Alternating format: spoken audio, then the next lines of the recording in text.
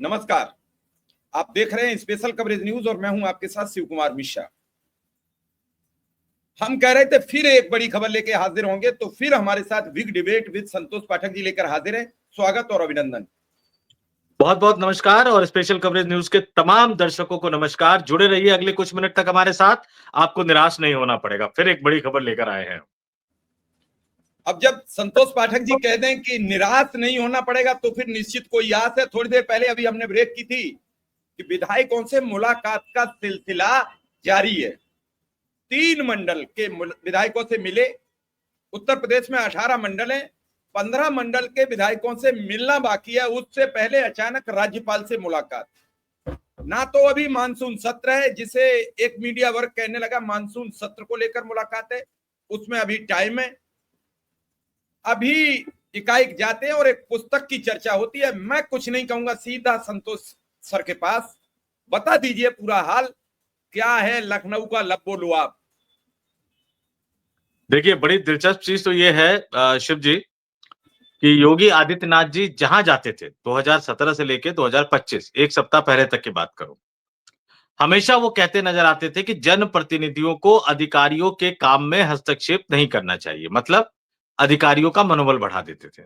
हालत ये थी कि ऊर्जा मंत्री साहब जो आजकल लगातार बोल रहे हैं, बोलते जा रहे हैं, उनके खिलाफ भी अभियान शुरू हो गया है, सफाई देते हुए नजर आ रहे हैं। वो भी मैं अपने दर्शकों को बताऊंगा। तो योगी की टीम ने उनको घेरना शुरू कर दिया है, वो भी एक दिलचस्प खबर है। लेकिन हालत ये हो गई थी कि ऊर्जा मंत्री जैसे ताकतवर मंत्रियों के फोन अधिकारियों ने उठाने बंद कर दिए थे। आम विधायकों की हालत और उनकी छटपटाहट अगर समझनी है तो लोनी के विधायक नंद किशोर गुर्जर को सुनिएगा। फटे हुए कपड़ों में कई दिन तक घूमते रहे वो कि नहीं जी, जब तक ट्रांसफर नहीं होगा तब तक मैं अपने कपड़े नहीं बदलूंगा। और ये तस्वीर है, इस तस्वीर का भी जिक्र मैं करूंगा। लेकिन मंत्री, विधायक, इन सब की हालत देखिए। अब हालत ये हो गई है कि उन्हीं महाराज को अधिकारियों की बैठक करनी पड़ रही है, जनप्रतिनिधियों को बुला रहे हैं, विधायकों के साथ बैठक कर रहे हैं और अब क्या निर्देश जारी कर रहे हैं कि भाई जनप्रतिनिधियों की बात सुनिए, विधायक जो काम कहते हैं उनको करिए, विधायकों के कामों को प्राथमिकता से रखिए। और 3 मंडल देवीपाटन, अयोध्या और कानपुर, मोटे तौर पर अगर मैं इन तीनों मंडल की बात कर दूं, 15 से 18 जिले और लगभग 70 के आसपास, 60 से 70 के आसपास विधायक, ये मोटे तौर पर मैं आपको बता रहा हूं। और इन इलाकों के सांसद भी उस बैठक में शामिल हुए। यानी कहीं ना कहीं अब योगी आदित्यनाथ साहब को लग रहा है कि विधायकों को मनाना बहुत जरूरी है, सांसदों को मनाना बहुत जरूरी है। और मैं कंट्रोल रूम से कहूंगा कि एक बार वो पोस्ट लेकर आए, वो फोटो दिखाए जो योगी आदित्यनाथ साहब, उत्तर प्रदेश के मुख्यमंत्री, उत्तर प्रदेश की राज्यपाल आनंदीबेन पटेल जो कि गुजरात के मुख्यमंत्री रह चुकी हैं, उनसे मुलाकात कर रहे हैं। और बाकायदा इनको जो किताब भेंट की है ना, ये बड़ी दिलचस्प किताब है शिव जी। इस किताब का नाम है परिवर्तन और राजनीति। एनके सिंह जी ने किताब लिखी है। अब उत्तर प्रदेश के मुख्यमंत्री योगी आदित्यनाथ जब कुर्सी डवाडोल है और राजभवन जाते हैं और राज्यपाल से मिलते हैं और उनको किताब भेंट करते हैं, परिवर्तन और राजनीति। और बड़ी दिलचस्प चीज आपको बताऊं, ये तस्वीर तो दिलचस्प है ही, उत्तर प्रदेश के राज्यपाल के ऑफिशियल एक्स अकाउंट से जो पोस्ट होता है शिव जी, वो बड़ी दिलचस्प चीज है। और वो कहीं ना कहीं ऐसा लग रहा है कि आनंदीबेन पटेल गुजरात से आई है, गुजरात के मुख्यमंत्री नहीं है, नरेंद्र मोदी की करीबी थी, नरेंद्र मोदी ने मुख्यमंत्री बनाया। वो जो चुटकी लेते हुए लिखा ना राजभवन ने, ये किसी अधिकारी ने नहीं लिखा है। मैं बड़ा दिलचस्प बता दूं, उत्तर प्रदेश की राज्यपाल के किसी अधिकारी या सोशल मीडिया की टीम ने नहीं लिखा है। क्या लिखा है उत्तर प्रदेश के गवर्नर के ऑफिशियल एक्स अकाउंट से? उत्तर प्रदेश की माननीय राज्यपाल श्रीमती आनंदीबेन पटेल से आज राजभवन में प्रदेश के माननीय मुख्यमंत्री श्री योगी आदित्यनाथ ने शिष्टाचार भेंट की। श्री योगी आदित्यनाथ नाम के आगे जी नहीं लगा है, इस चीज पे गौर कीजिएगा। और आगे इस अवसर पर आगे आगे नाम के आगे नहीं लगाया, मुख्यमंत्री के आगे, पद के आगे लगाया है। गौर कीजिएगा शब्दावली पे, नाम के आगे नहीं लगाया। जबकि उनके नाम के आगे तो पता नहीं कितने श्री श्री लगते हैं, बाद में जी जी जी जी 1008 ये सब भी लगाया जाता है, भक्त लोग लगाते हैं। तो आगे वो लिखा जा रहा है कि इस अवसर पर मुख्यमंत्री जी ने उन्हें श्री एनके सिंह, अब एनके सिंह जी के नाम के आगे श्री लगा है, श्री योगी जी के भी आगे लगा था, लेकिन जी नहीं लगा था।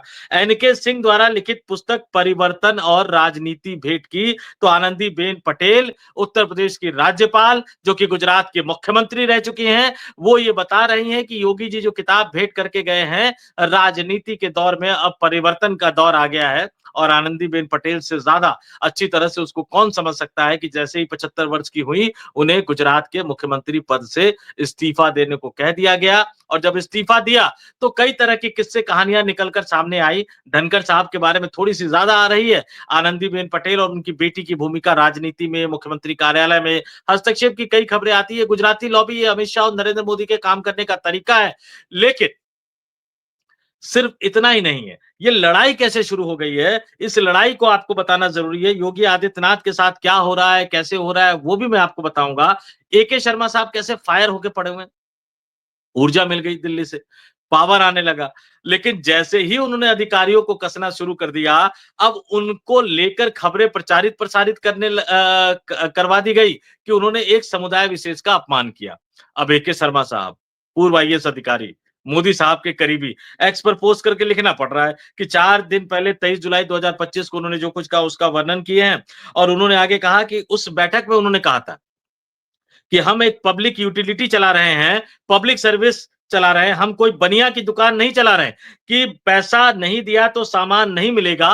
और अब इसको प्रचारित किया जा रहा है कि एके शर्मा ने, यानी मोदी साहब के आदमी ने, बनिया समुदाय का अपमान कर दिया। और बनिया भारतीय जनता पार्टी की एक जमाने में रीढ़ की हड्डी हुआ करता था। भारतीय जनता पार्टी जो चला करती थी ना, बनिया समाज, ब्राह्मण समाज, क्षत्रिय ठाकुर समाज, इन्हीं समाज के बल पर पहले भारतीय जनसंघ और फिर भारतीय जनता पार्टी ने चलना सीखा, थोड़ा सा तेज रफ्तार में दौड़ना सीखा। और फिर बाद में जब गुजराती लॉबी आ गई तो किस तरह से वो नई तरह का राग अलापा जा रहा है, वो एक नई चीज है। लेकिन विधायकों के साथ बैठक करना, उसके बाद दौड़े दौड़े राजभवन चले जाना, ये कहीं ना कहीं बता रहा है कि पहले विधायकों को साधने की कोशिश की, सांसदों को साधने की कोशिश की, बृजभूषण शरण सिंह सधे नहीं।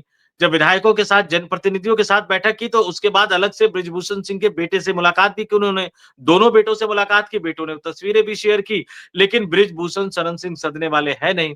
विधायकों का जो एक बड़ा गुट है वो केशव प्रसाद मौर्य के साथ खड़े हैं, तो वो भी सदने वाले नहीं है। सांसदों को साधने की कोशिश कर रहे हैं क्योंकि उपराष्ट्रपति का चुनाव भी होगा, उसमें सांसदों की बहुत महत्वपूर्ण भूमिका होगी। तो अब राजभवन पहुंच गए कि चलिए एक बार गुजराती लॉबी को भी साधने की कोशिश करते हैं। लेकिन मान मनोबल का, बात बनने का, कुर्सी पे टिके रहने का, सरकार बचाए रखने का, कुर्सी बचाए रखने का समय जो है वो शिवजी अब निकल चुका है। ये आर पार की लड़ाई है और इस आर पार की लड़ाई में किसी न किसी को तो जाना पड़ेगा। और गुजराती लॉबी, मोदी और शाह की लॉबी अच्छी तरह समझती है कि योगी टिक गए तो फिर उनको जाना पड़ेगा, और उनको ऐसा जाना पड़ेगा कि दिल्ली में कोई नमस्ते करने वाला भी उनको नहीं मिलेगा अगर योगी दिल्ली में बड़े बन के आ गए तो इसलिए ये आर पार की लड़ाई है एक तरह से शिव जी। चलिए अब देखनी पड़ेगी ये आर पार की लड़ाई किस किस को ले जाएगी और किसे ले डूबेगी। लेकिन लगातार जो खबरें आ रही हैं वो बड़ी खतरनाक हैं। मुख्यमंत्री जी विधायकों के साथ आनंद फानन में मिलते हैं, उसके बाद जब मिलते हैं तो उन पर कई तरीके के सवाल खड़े होते हैं, कई उन पर बातें आती हैं। विधायकों से आनंद फानन में क्यों मुलाकात की गई, और जब मुलाकात की गई तो उनसे विकास की और विधायकों की प्राथमिकता की चर्चा क्यों की गई? क्या 8.5 वर्ष विधायकों के काम की कोई प्राथमिकता नहीं थी? कहीं ना कहीं कुछ सुगुगाट है। कहते नहीं है कि जब तक आग जलेगी नहीं तो धुआं निकलेगा नहीं। लेकिन अब धुआं भी निकल चुका, कहीं आग भी लग चुकी है।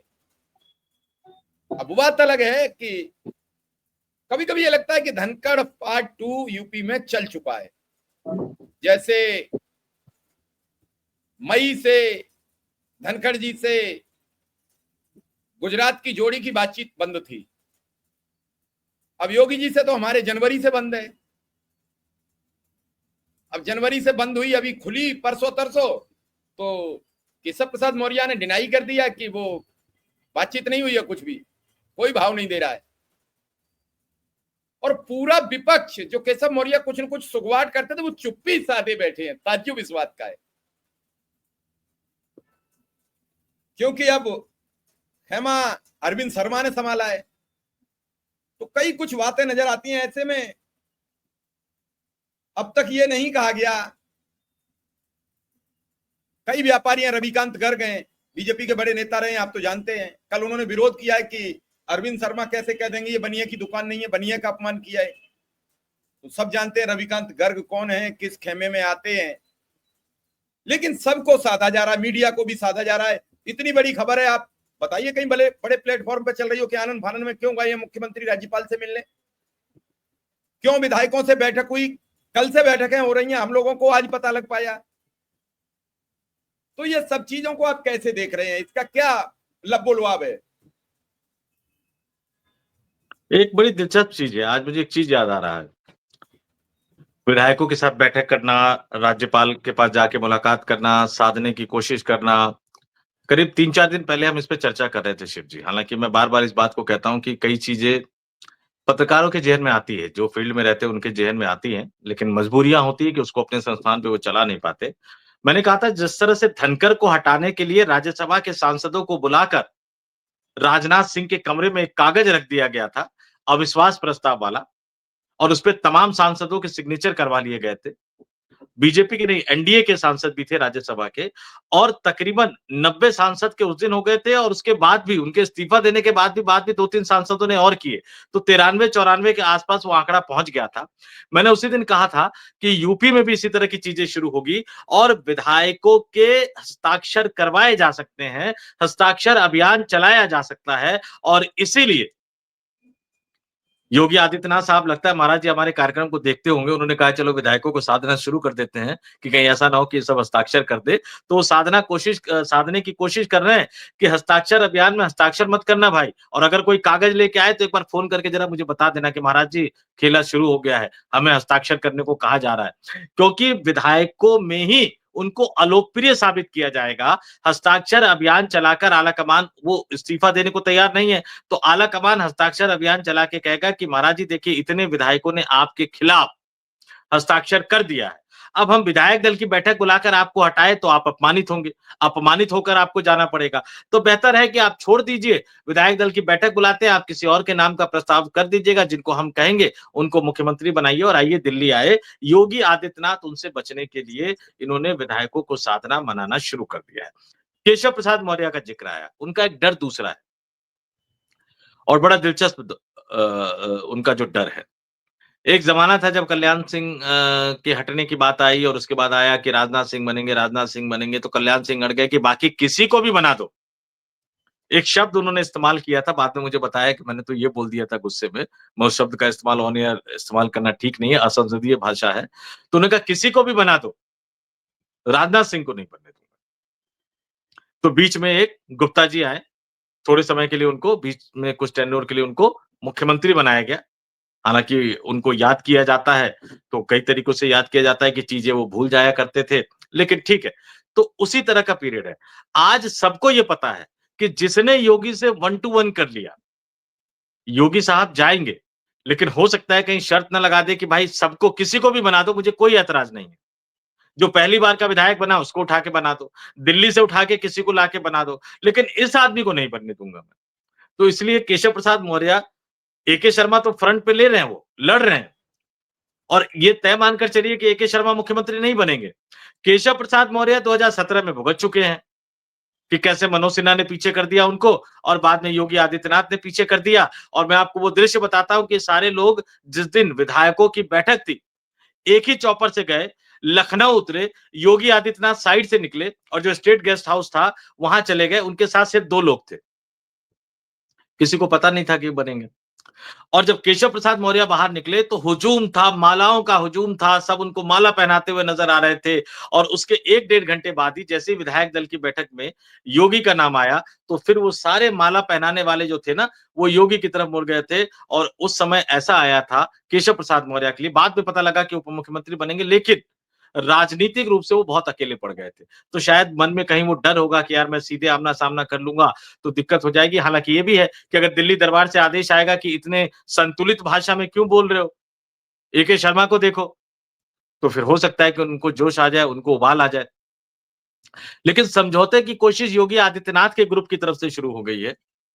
लेकिन योगी आदित्यनाथ के जो कुछ करीबी लोग हैं, एके शर्मा के खिलाफ जो अभियान चलाया जा रहा है, कहीं न कहीं से तो चलाया जा रहा है। एक वरिष्ठ पत्रकार है, उन्होंने लिखा कि भाई पुराने इनके मीडिया सलाहकार है, हो सकता है कहीं उनके वहाँ से तो नहीं चलाया जा रहा हो। और वैसे भी मंत्री हैं आशीष पटेल साहब, वो तो कह ही चुके हैं कि मेरी सुपारी एक तरह से दे दी गई है मुझे बदनाम करने के लिए। तो वहाँ से कुछ गड़बड़ हो रहा है।